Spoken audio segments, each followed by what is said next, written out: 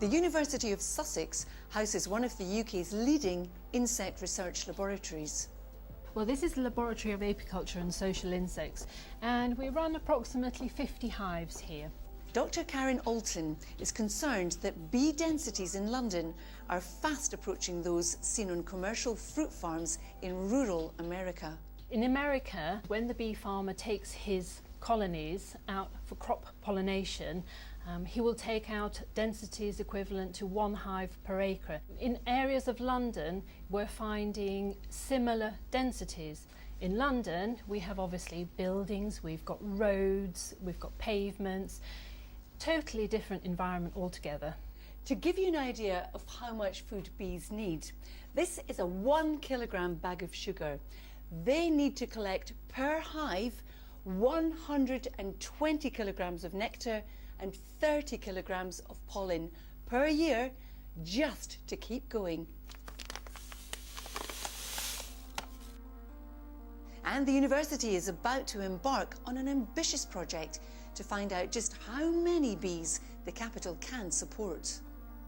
The idea is to collect lots and lots of information about where our green spaces are, how much we have, because at the moment we really don't know. Obviously London is a huge city and there'll be lots of pockets of green spaces that we could actually use in probably a more productive way to provide more forage for our bees. So if we have a base map of how much green space we have, then we know what we can actually do with this green, how we can create more nectar-rich areas for our bees to forage on. This is just outside Camley Street. It's a small site that used to be Network Rail land. Back in King's Cross, Tony Wildman has found just such a place.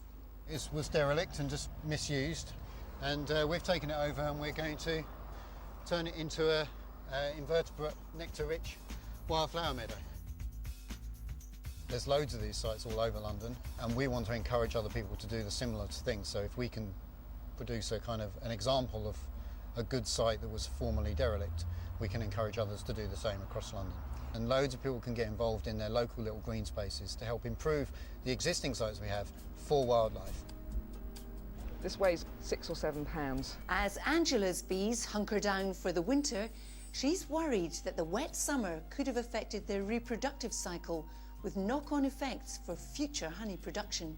The problem we've got with the bad weather we've had this year is that the queen likes to go out, she mates on the wing on a warm, still summer's evening, and of course we've not had very many of those. If the queens haven't mated properly, when they get going in the spring, she won't be laying as many eggs, and that will again affect the honey production possibly for next year as well.